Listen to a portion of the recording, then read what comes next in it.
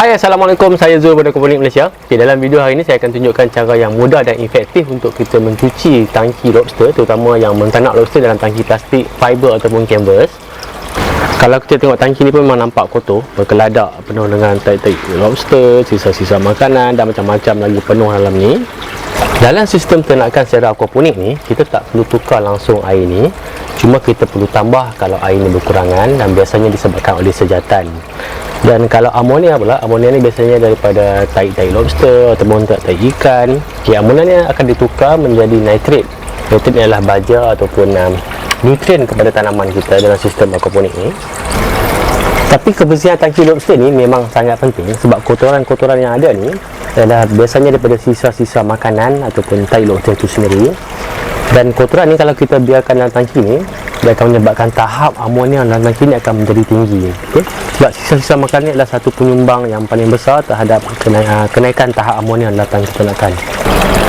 Makanan ataupun pelet lobster ni biasanya dibuat daripada ikan, biasanya ikan air masin ataupun ikan laut. Jadi kalau kita biarkan makanan berlebihan, makanan yang tak habis dalam tangki ni, dia sama macam kita biarkan ikan ataupun lobster yang mati dalam tangki ni. Sebab bila kita biarkan dalam ni, dia akan menyebabkan kadar amonia kita akan menjadi tinggi.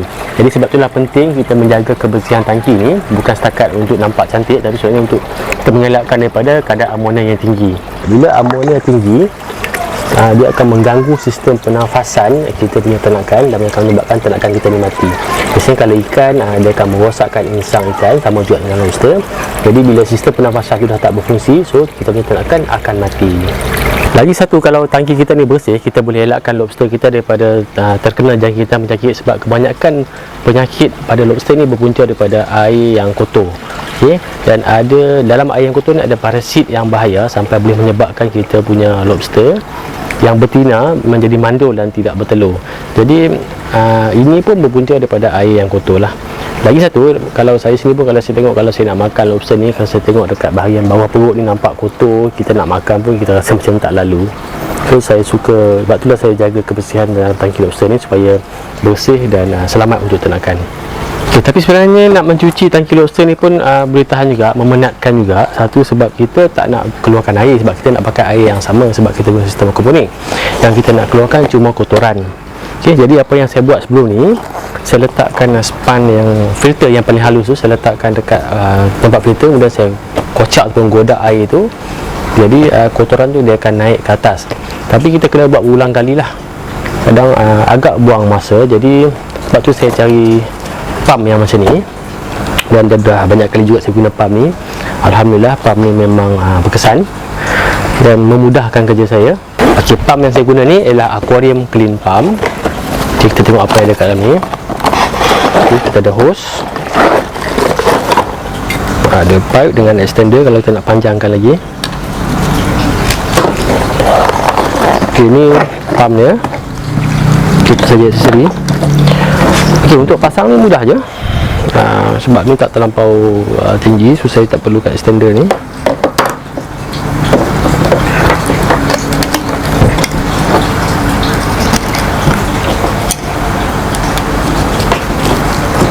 Ini saja. Pemasangan memang cukup mudah, simple.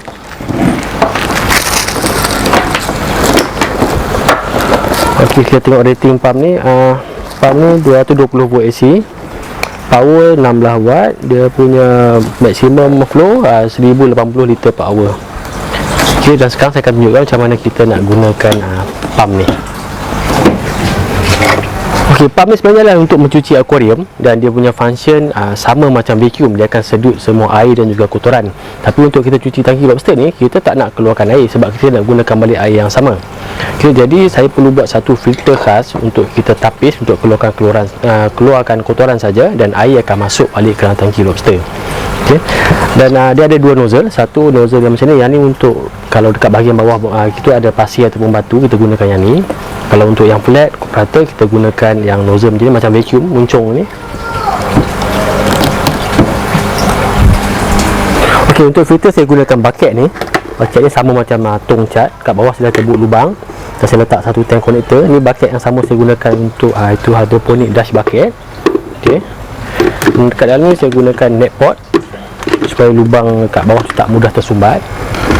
Dia simple je, saya letak satu kayu, ada lubang, letak je kat atas ni. Okey, untuk lapisan filter pula yang paling bawah sekali saya gunakan kain untuk, maksudnya untuk filter yang paling halus, saya letakkan paling bawah sekali. Kemudian span filter, span biasa yang paling halus yang putih ni, saya letak je dalam ni.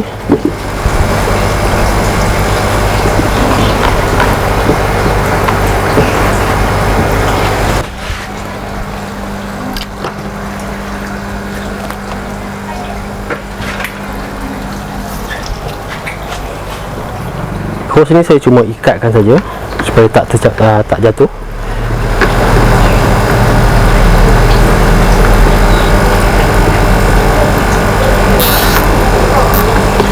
Okey.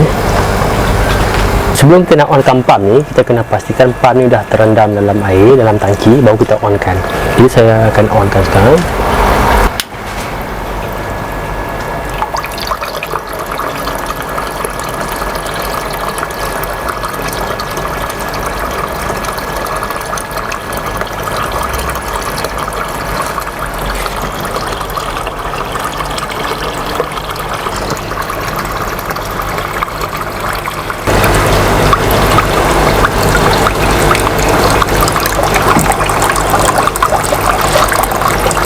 Kat sini kita boleh nampak kotoran naik ya.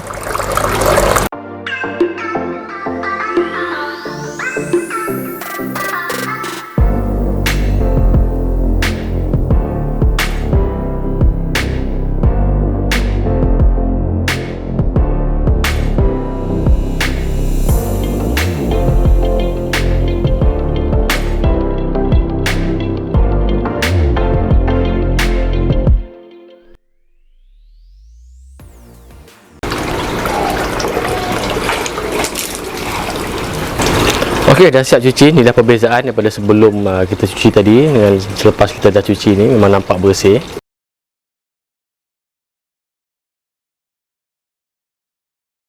Okay, kalau guna pump tu memang mudah kita nak cuci ni, sebab kadang-kadang kandang tangki lobster ni dekat bahagian bawah rumah, dekat bawah paip tengok tu ada sikit lagi tu. Biasanya kotoran akan duduk dekat bawah tu, mendak kat tu. Kalau kita tengok kat sini nampak bersih, tapi bila kita angkat rumah ni, dekat bawah tu banyak lagi kotoran. Kadang-kadang selalu kalau sisa makanan biasanya akan terkumpul dekat bawah tu. Okey, pendapat saya tentang pump ni secara keseluruhannya bagus, sebab memang berkesan efektif untuk kita mencuci tangki lobster ni. Walaupun kalau tangki ikat pun boleh guna.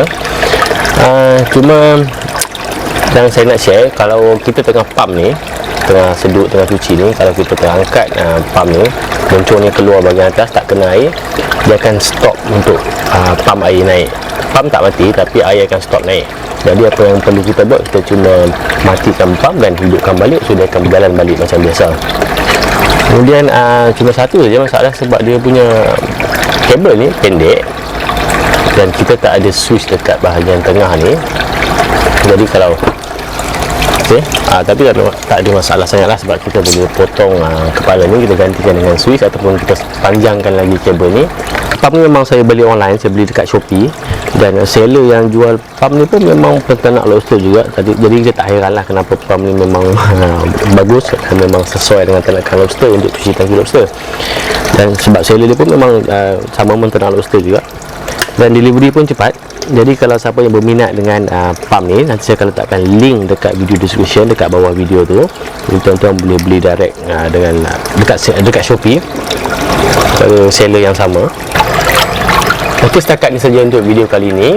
Dalam next video untuk ternakan lobster ni, saya akan share tentang cara untuk kita test kandungan amonia dalam tangki ternakan. Sebab belakangan ni orang ramai yang komen dan bagi tahu ada masalah dengan amonia, dan ada yang masih belum dapat buat filter untuk biofilter. Biofilter ni adalah untuk mengeluarkan amonia, untuk mengeluarkan amonia kepada nitrit.